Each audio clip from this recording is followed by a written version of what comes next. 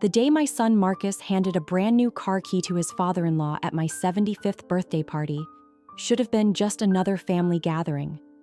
But when he stood up, raised his glass, and declared, "This gift goes to a man who truly deserves recognition, someone who built himself up from nothing, unlike those who simply expect handouts," everyone turned to stare at me. His wife Sandra smirked while her father jingled those keys like a trophy. After 40 years of sacrificing everything for my children, working double shifts at the factory, going without so I could pay for Marcus's education, this was my reward, being humiliated in my own home. But what happened 3 months later made everyone in that room reconsider who really deserved respect. The morning light filtered through my kitchen window, casting long shadows across the worn linoleum floor that I'd been meaning to replace for the past decade. At 75, I'd learned to appreciate these quiet moments before the world woke up.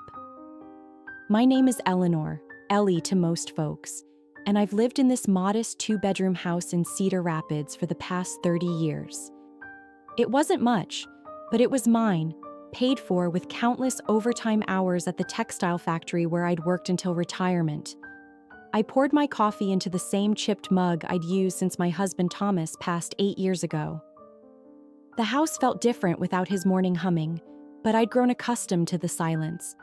My fingers traced the photo on the mantel, Thomas and me with our 2 boys, Marcus and Daniel, taken during a camping trip to Lake Michigan. Marcus must have been 12 then, all gangly limbs and braces, while Daniel, 3 years younger, grinned gap-toothed at the camera. The kitchen table held my current project, a quilt I was making for the church charity auction. Each square told a story.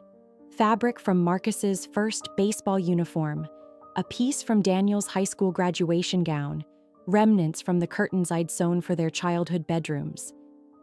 My hands weren't as steady as they used to be, but the rhythm of needle through fabric still brought me peace. Outside, my small garden was beginning to show signs of spring. The daffodils I'd planted last fall were pushing through the soil, and the old apple tree, the one Thomas had planted when we first moved in, was budding.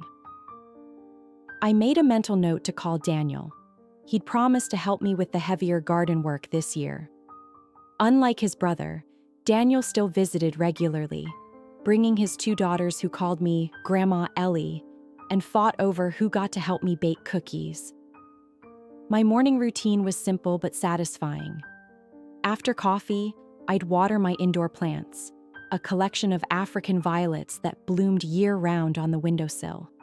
Then I'd check my old computer for emails, though I was still learning how to use it properly.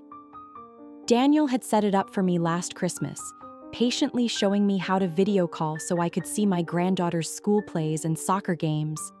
The hallway walls displayed a lifetime of memories: Marcus's diploma from State University, the one I'd worked extra shifts to help pay for, Daniel's wedding photos, crayon drawings from various grandchildren over the years.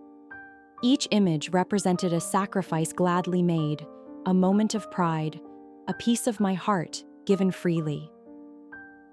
As I settled into my reading chair with the morning paper, I thought about the upcoming week. Tomorrow was my quilting circle, Wednesday was volunteer day at the food bank, and Friday was my birthday. 75 years. Marcus had called last week, mentioning he'd try to stop by if work permitted. If work permitted, that had become his constant refrain over the past few years. My phone rang just as I was threading a particularly difficult needle. The caller ID showed a photo of Daniel's smiling face, one of those features he'd taught me to use on my smartphone. "Morning, Mom." His warm voice filled the kitchen. "Just wanted to check if you need anything from the store. Julie and I are heading to Costco."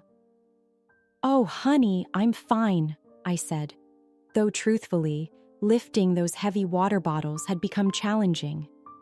"Maybe just some of that nice whole grain bread if you see it." "Mom, we've talked about this. Let me grab your full list, and don't pretend you don't need water bottles. I saw you trying to lift one last week." His gentle scolding reminded me so much of his father. Daniel had inherited Thomas's caretaking nature, while Marcus had gotten his ambition. 20 minutes later, my neighbor Ruth knocked on the back door, letting herself in as she'd done for the past 15 years. "Ellie, I brought you some of that banana bread you like," she announced, setting a warm loaf on my counter. "And don't argue. I made 3 loaves and Frank can't eat it all without his diabetes complaining." Ruth settled into the chair across from me, automatically reaching for the coffee pot to pour herself a cup. We'd developed this easy rhythm over the years, especially after we'd both become widows within months of each other. She examined my quilt progress with experienced eyes. "This is beautiful work, Ellie. That auction's going to have a bidding war over this one." "I hope so," I replied, smoothing out a wrinkle. "The food bank needs new refrigeration units. Every bit helps."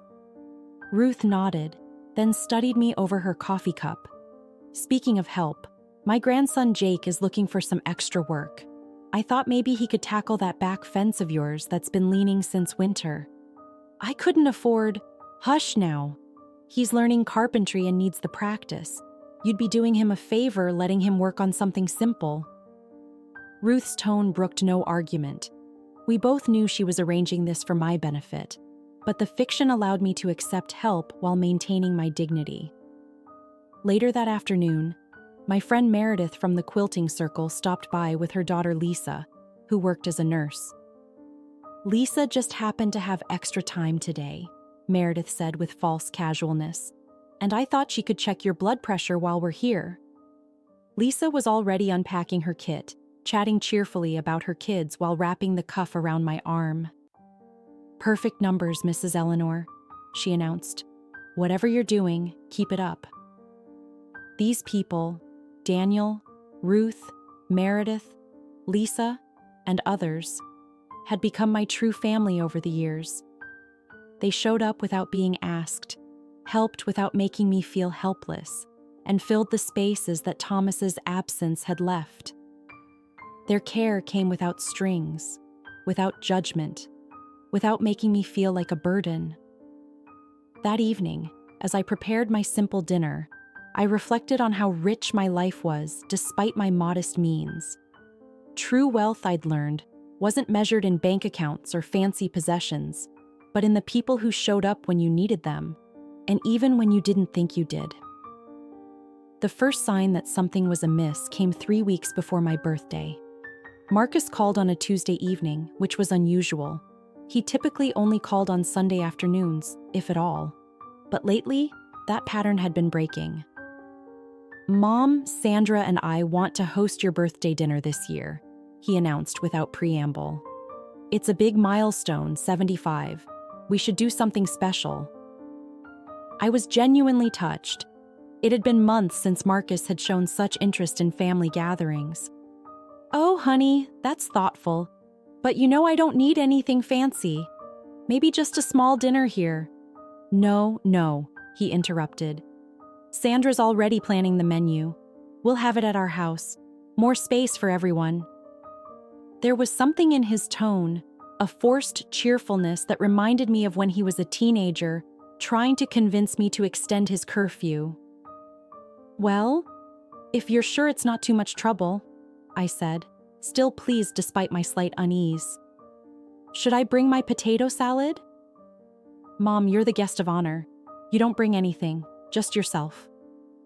He paused, then added, "Oh, and Sandra's parents will be there too. You remember Jim and Patricia, right?" I remembered them well enough. We'd met at Marcus and Sandra's wedding 7 years ago, and a handful of times since. Jim Whitfield was a successful businessman who'd made his fortune in commercial development, the kind of man who wore his wealth like cologne, subtle but impossible to ignore.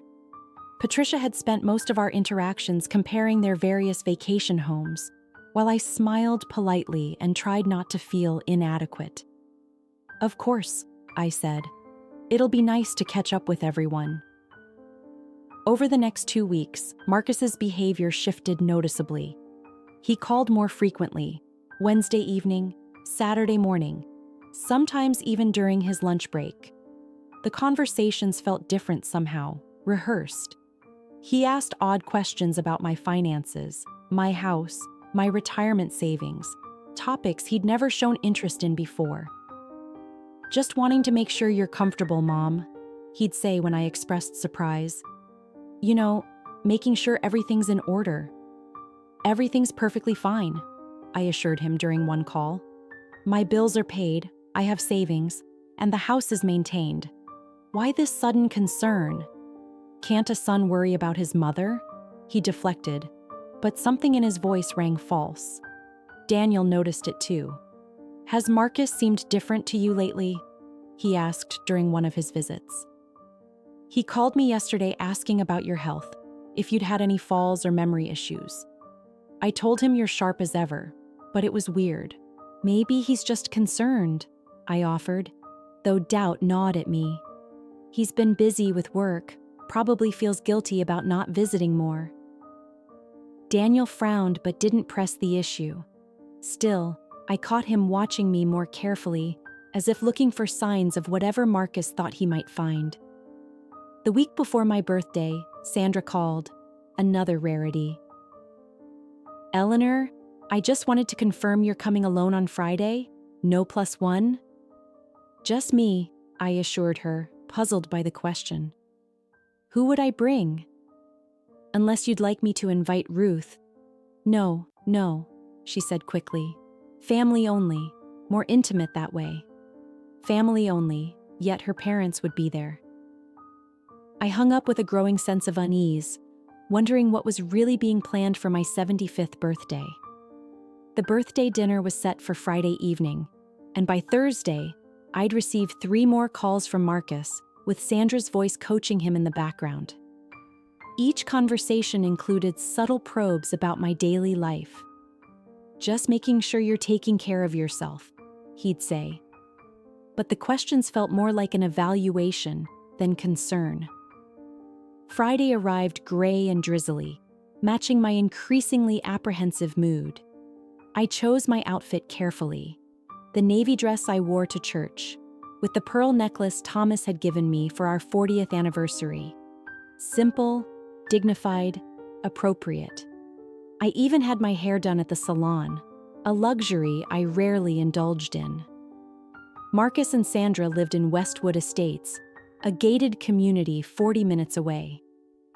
The houses there were what Thomas would have called showing off money.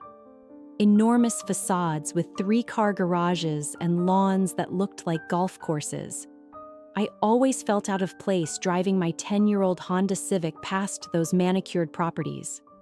Sandra greeted me at the door wearing what probably cost more than my monthly grocery budget. "Eleanor, don't you look nice?" she said, her eyes scanning my modest outfit. Come in, everyone's in the living room." By everyone, she apparently meant her parents, because I saw no sign of Daniel or his family. "Where's Daniel?" I asked, following her through their cavernous foyer. "Oh, didn't Marcus tell you? We decided to keep it small, just the immediate family." She said this while leading me to where her parents sat like royalty on the white leather sofa. Jim Whitfield rose when I entered, extending his hand with the practiced gesture of a man used to closing deals. "Eleanor, happy birthday, 75. That's quite a milestone." He said it the way one might comment on an antique. Impressive, but past its prime. Patricia air-kissed my cheek, her perfume overwhelming. "You must be so proud of Marcus," she said. "He's been telling us how well he's doing at the firm. Of course, having the right connections helps.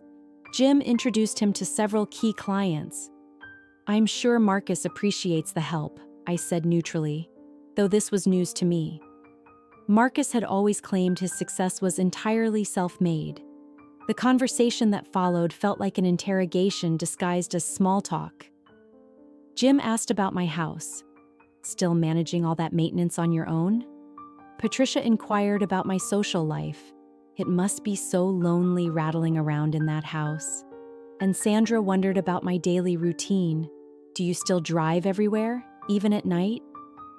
Through it all, Marcus sat silent, occasionally nodding when Sandra shot him pointed looks. My son, who once defended me against a bully in 3rd grade, who cried in my arms when his first girlfriend broke his heart, now watched as his in-laws dissected my life like specimens under a microscope. You know, Jim said, leaning back with studied casualness, Sandra tells us you're quite active for someone your age. Still volunteering, maintaining that old house, driving yourself everywhere. That's admirable, but it must be exhausting. I manage just fine, I said firmly, though my hands tightened on my water glass. Staying active keeps me young. Patricia laughed, a tinkling sound that set my teeth on edge. Oh, Eleanor, you're not young. None of us are getting younger. The wise thing is to acknowledge our limitations and plan accordingly. The condescension in her voice made my chest tighten, but I kept my expression pleasant. This was my birthday dinner, after all, even if it was beginning to feel more like a deposition. Dinner was an elaborate affair, courses I couldn't pronounce served on china that probably cost more than my car. Sandra dominated the conversation, regaling us with stories of their recent vacation to Italy, while Patricia chimed in with comparisons to their own travels. I pushed food around my plate, my appetite diminishing with each passing minute. You know, Jim said suddenly, fixing me with his businessman's gaze, Marcus has been sharing his concerns about your situation, Eleanor. Living alone in that neighborhood, managing everything by yourself. It's admirable, but is it practical? There was something in the way he said that neighborhood, as if my street of working families and retirees was somehow contaminated. I set down my fork carefully. I've lived there for 30 years without incident. My neighbors look out for each other. Still, Patricia interjected, wouldn't it be nice to not worry about maintenance and yard work? Some of those senior communities are quite lovely these days, like resorts, really. I felt Marcus tense beside me. So this was what the evening was about. I'm perfectly happy where I am, I said firmly. My home is paid for, I know my neighbors, and I'm close to everything I need. Sandra laughed, but there was an edge to it. Oh, Eleanor, no one's suggesting you move tomorrow, but Marcus worries about you constantly. Don't you, honey? I do, Mom. Marcus finally spoke, but he was looking at his wine glass, not at me. That house is getting to be a lot for one person. And you're not getting any younger. The phrase stung. When had I become a problem to be solved rather than his mother? The house is fine, Marcus. I had the roof repaired last year, the furnace is new, and Daniel helps with anything I can't manage. Daniel? Sandra's voice sharpened. Why would you rely on Daniel when Marcus is so successful? It must be embarrassing for Marcus, having his younger brother handle family responsibilities. It's not about success, I said carefully. It's about availability. Daniel lives closer. Jim cleared his throat, reaching into his jacket. Let's talk practically. I have some connections in senior living communities, executive-level places, not those depressing nursing homes. I could arrange tours, get you priority placement. He slid a glossy brochure across the table. Golden Sunset Estates. The photos showed smiling seniors playing golf, swimming in pristine pools, dining in elegant restaurants. The kind of place that probably cost more per month than I'd made per year at the factory. That's very kind, I said without touching the brochure, but unnecessary. I'm not interested in moving. The atmosphere shifted, tension crackling like static electricity. Jim's friendly mask slipped slightly. Eleanor, let's be frank. Marcus is concerned about your assets being properly managed. That house alone must be worth, what, $200,000? Maybe more? I wouldn't know, I lied. I don't plan to sell it. But you should know, Patricia pressed. Estate planning is crucial at your age. Jim could have his financial team evaluate everything, make sure you're maximizing your assets' potential. I looked at my son, who still wouldn't meet my eyes. Marcus, is this why you invited me here? To have your in-laws convince me to sell my home? Of course not, he said quickly, finally looking up. But I saw the truth in his face. The guilt, the greed, the influence of the people he'd chosen to impress. After the cake, an elaborate creation that tasted of nothing but sugar and pretense, Sandra suggested we move to the den for coffee and a special surprise. The surprise, as it turned out, was more pressure, less subtly applied. Eleanor, Jim began, settling into his leather chair like a king on his throne. I've taken the liberty of having my legal team draft some documents, nothing binding, just options to consider. He produced a folder thick with papers, power of attorney forms, living trust documents, papers that would essentially hand control of my life to Marcus. I flipped through them, my hands steady despite my rising anger. This is quite comprehensive, I said dryly. You've certainly been thorough in planning my future without consulting me. Sandra leaned forward. Eleanor, we're trying to help. These documents would protect your assets, ensure proper management. Ensure Marcus controls everything, you mean, I interrupted. Patricia gasped. That's a terrible thing to say about your own son. Is it? I stood, my knees protesting but my spine straight. Because from where I'm sitting, this feels less like concern and more like conspiracy. Mom, please, Marcus said, but Sandra put her hand on his arm. Let me handle this, honey. She turned to me with a smile that didn't reach her eyes. Eleanor, I understand this is overwhelming. Change is hard at your age. But consider Marcus's position. He's successful, established, capable of managing complex financial matters. Wouldn't it be a relief to let him handle these burdens? My life is not a burden, I said firmly. And my finances are my business. Jim's facade cracked completely.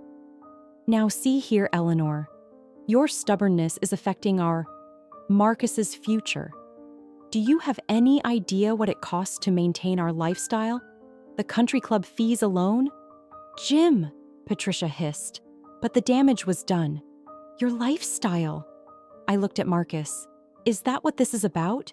You need my money to maintain appearances? Marcus's face flushed. It's not like that. But yes, things are expensive. And you're sitting on assets you don't even use properly.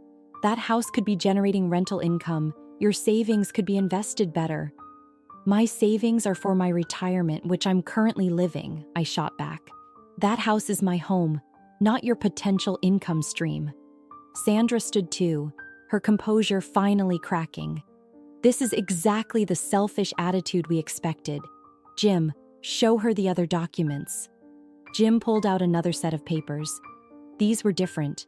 Medical forms, psychiatric evaluation requests, competency assessments. My blood ran cold.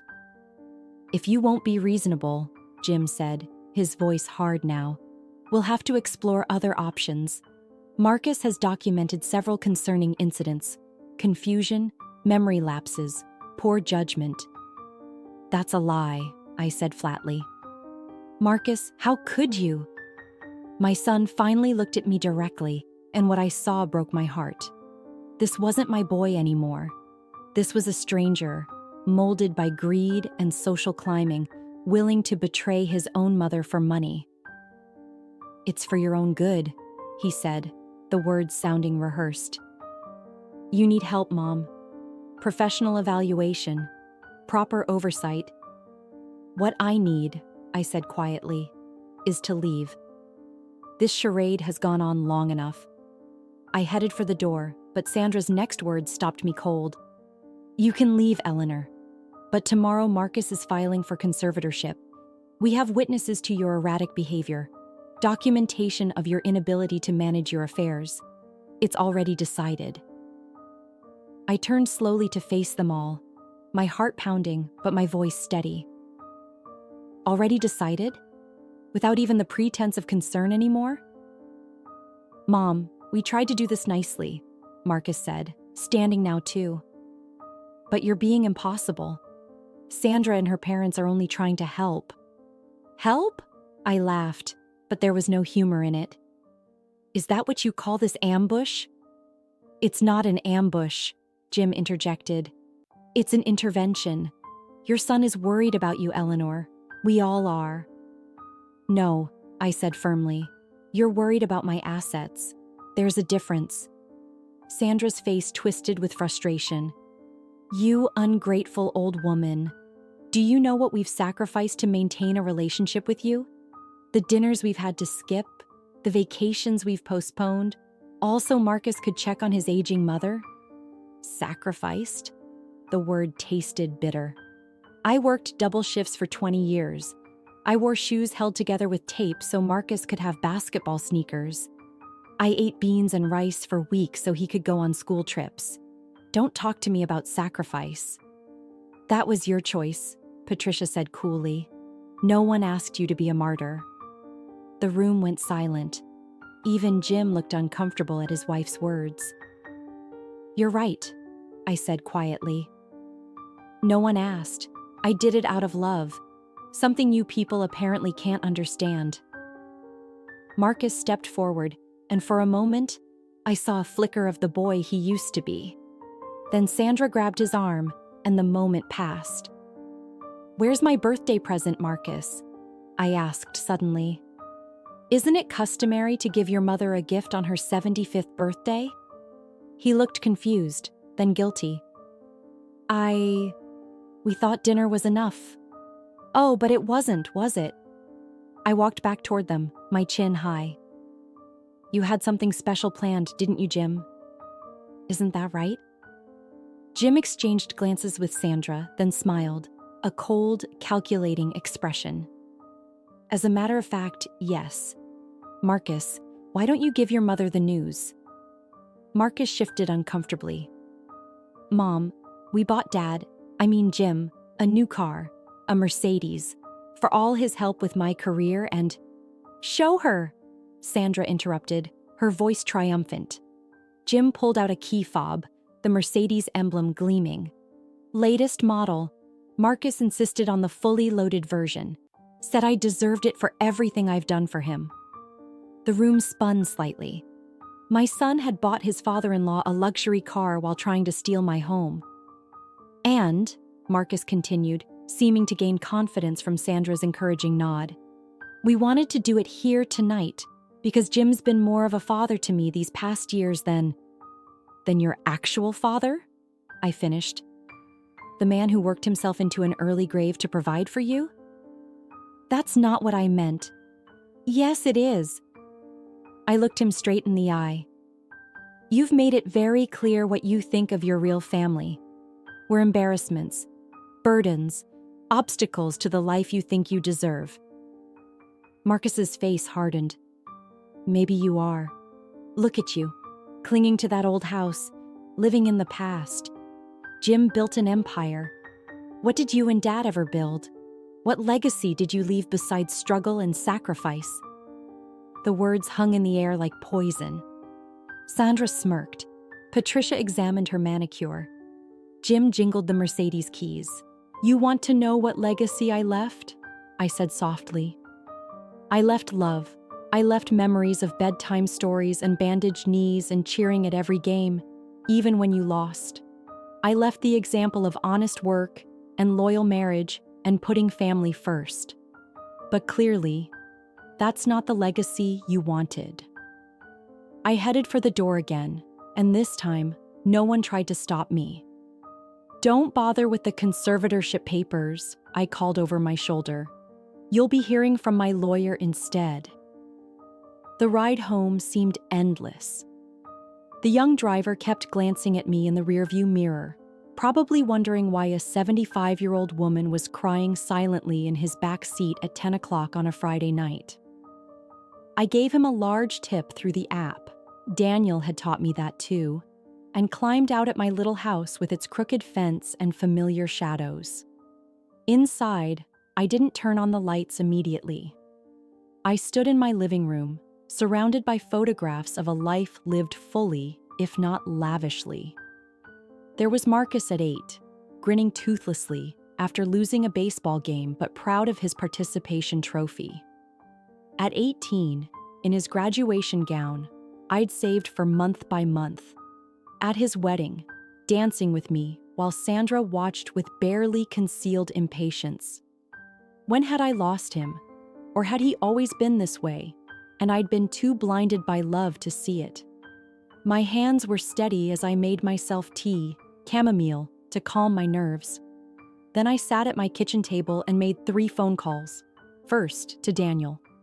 He answered on the second ring, concern evident in his voice. "Mom? How was the birthday dinner?" "Educational," I said. "Daniel, I need you to come over first thing in the morning. Bring Julie. There are things we need to discuss." "Mom, what happened?" "You sound—" "I'm fine," I assured him.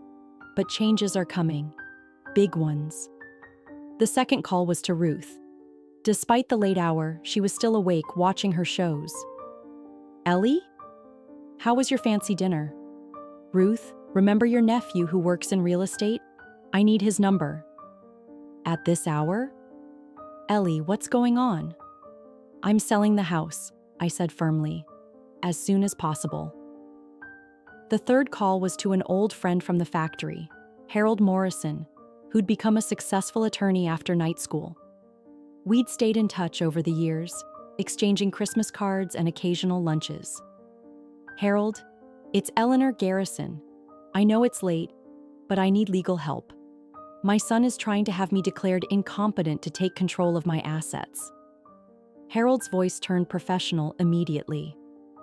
"Are you safe right now, Eleanor?" "Yes, but I need to act fast. Can you see me tomorrow?" "First thing in the morning. And Eleanor, don't sign anything, don't agree to anything, and document everything you remember about tonight." After hanging up, I pulled out a notebook and wrote down every detail of the evening: the ambush, the threats, the Mercedes keys jingling in Jim's hand while they plotted to steal my home. My hand cramped, but I kept writing until I'd captured it all. Then I went to my bedroom closet and pulled out the metal box I kept on the top shelf. Inside were all my important documents: deed to the house, bank statements, will, and something else. Something I'd never told Marcus about. 5 years ago, Thomas's brother had passed away, leaving me a surprising inheritance: stocks from a tech startup he'd invested in during the early days. I'd never touched them, never mentioned them. They were my safety net, my secret cushion. According to the last statement, they were worth nearly $500,000. Marcus thought my house was my only asset. He was wrong. I sat on my bed holding the stock certificates and made my final decision. By morning, everything would be in motion. My son had chosen his path. Now I would choose mine. Saturday morning arrived with Daniel and Julie at my door by 8. Their faces creased with worry. I'd made coffee and set out Ruth's banana bread, maintaining normalcy while preparing to shatter it. "Mom, what's this about?" Daniel asked as they settled at my kitchen table. I told them everything: the ambush dinner, the conservatorship threat, the Mercedes gift to Jim while they planned to strip me of my home. Julie's face grew progressively redder while Daniel's went pale. "That bastard," Daniel said quietly. "Sorry, Mom, but—" "No need to apologize for truth," I said. "Now here's what I'm doing. I'm selling the house.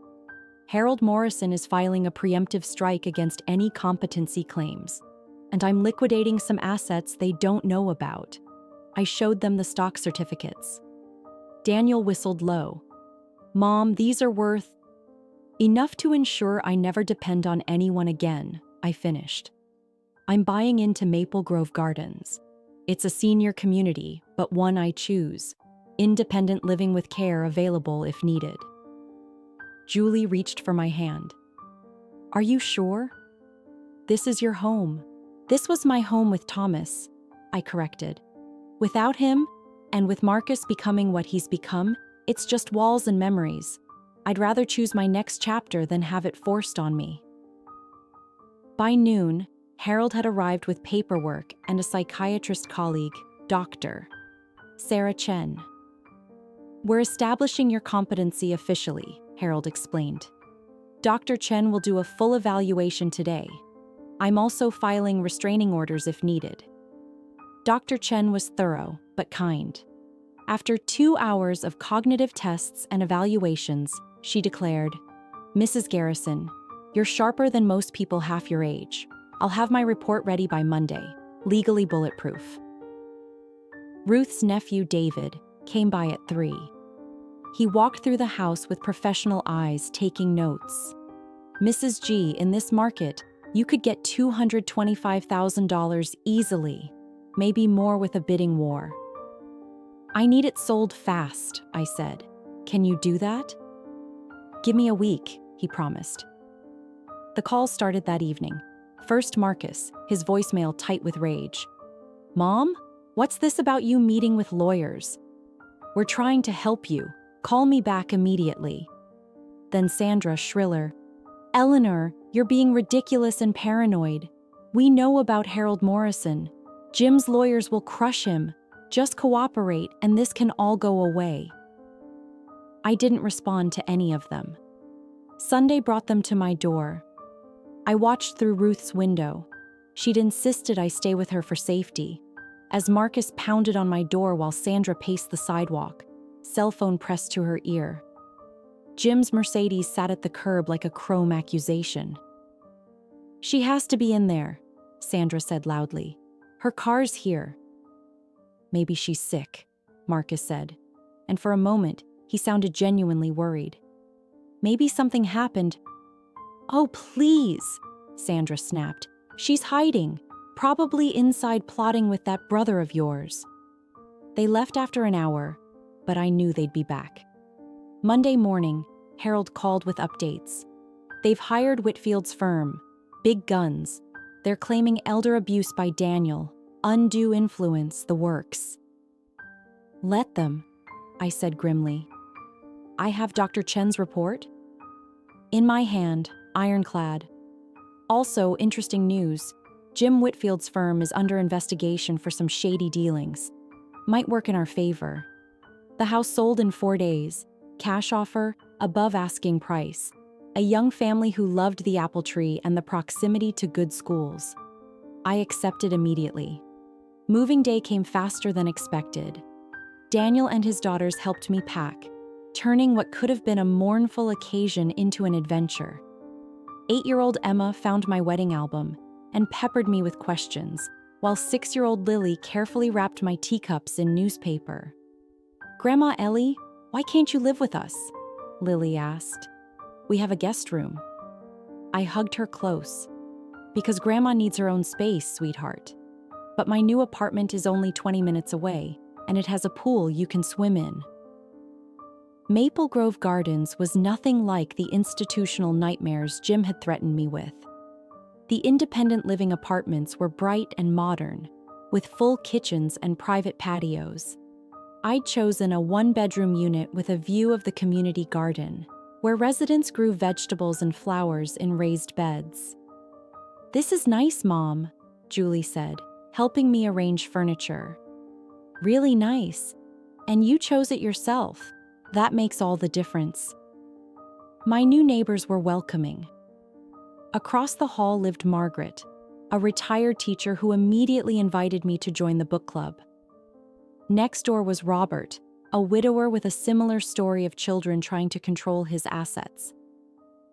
Been here 2 years now, he told me over coffee in the community room. My daughter tried to have me declared incompetent too. Judge laughed her out of court. Best thing that ever happened, forced me to take control of my own life. I settled into a routine quickly. Morning water aerobics, afternoon card games, evening walks in the garden. I joined the quilting circle, started teaching basic sewing to interested residents, and discovered I had a killer instinct for poker that surprised everyone, including myself. The liquidation of Thomas's brother's stocks went smoothly, providing more than enough for a comfortable life. I set up trusts for Daniel's girls' education, made substantial donations to the church food bank, and kept enough to ensure I'd never be a financial burden to anyone. 2 weeks after my move, Harold called with news. Marcus and Sandra withdrew their petition. Jim Whitfield's under federal investigation for fraud. Seems he's been running schemes targeting elderly people's assets. Your case might have triggered deeper scrutiny. So it's over? Your part is. Marcus might face questions about his involvement, but from what I can tell, he was more dupe than accomplice. I felt a mixture of relief and sadness. My son had been willing to betray me, but was too incompetent to do it successfully. A month later, Ruth visited for our standing lunch date. Saw a moving truck at Marcus's house, she said carefully. Looks like they're downsizing. I wasn't surprised. Without Jim's support and facing legal troubles, their house of cards was collapsing. Part of me wanted to reach out, but I knew it would only enable more bad behavior.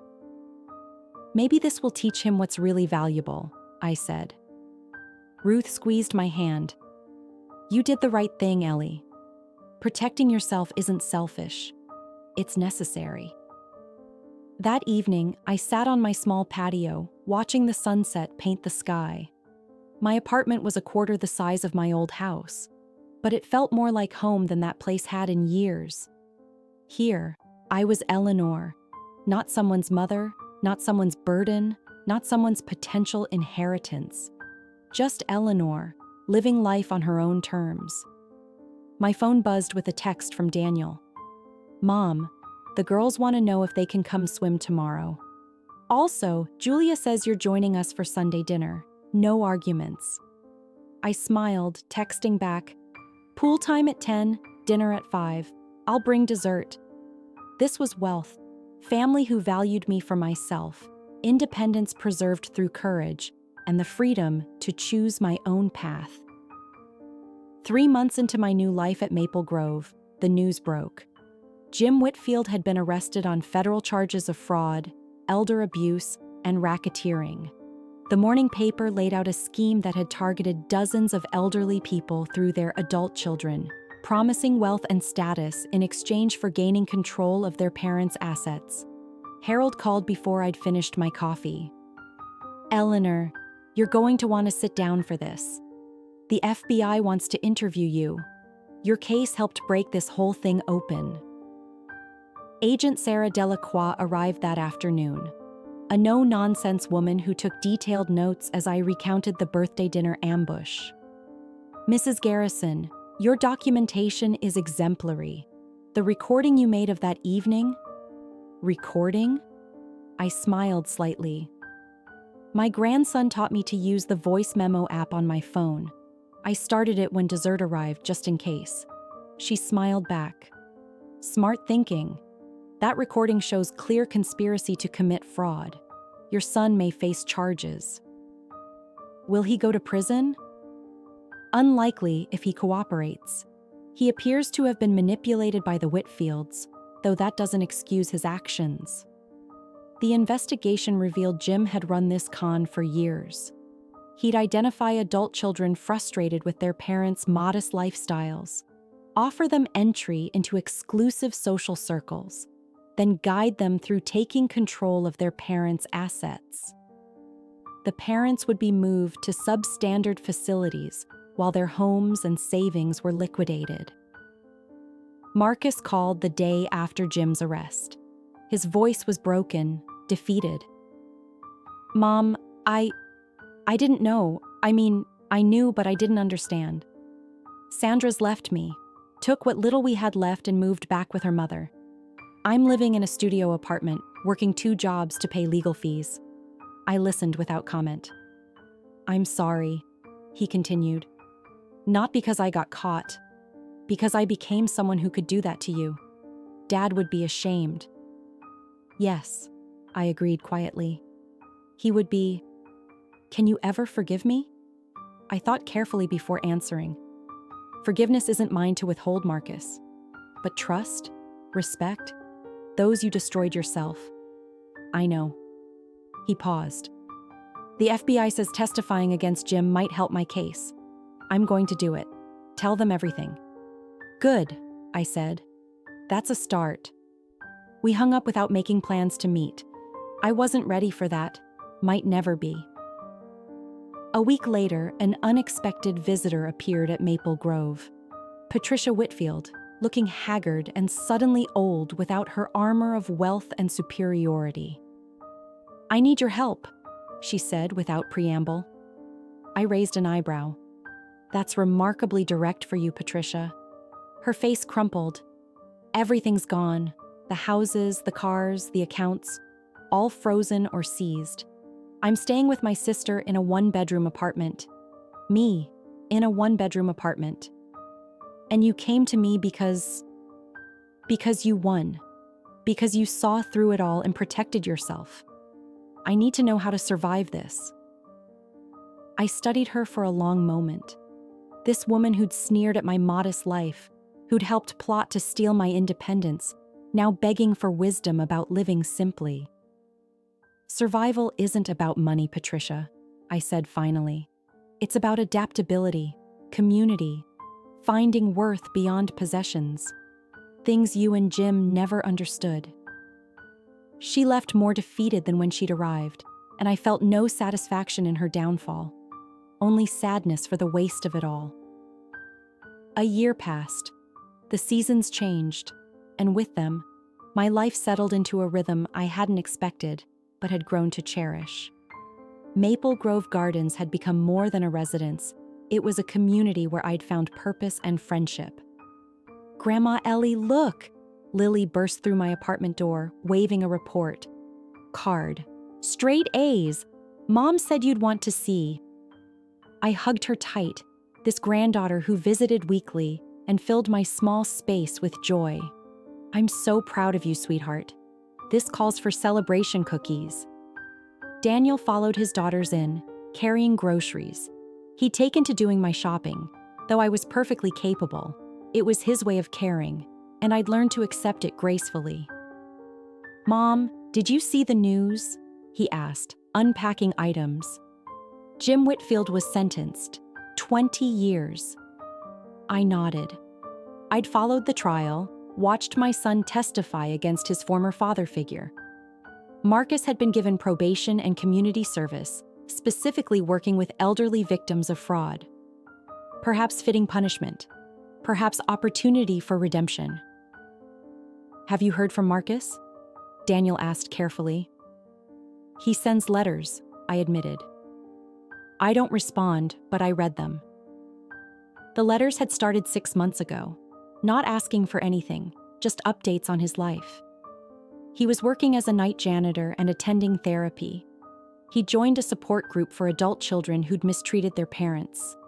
He was learning, he said, to see value beyond material wealth. Maybe someday, Daniel said softly.